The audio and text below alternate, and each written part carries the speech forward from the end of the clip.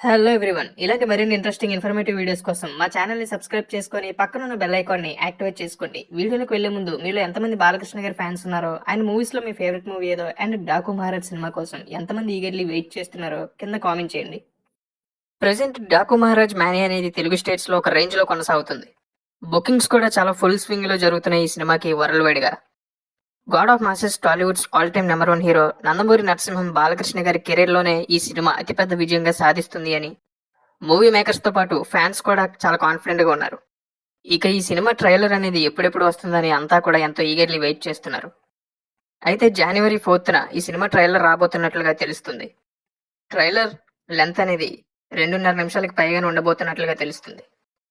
Trailer goose bumps తెప్పించే BGM and visuals తో edit చేసినట్లుగా తెలుస్తుంది.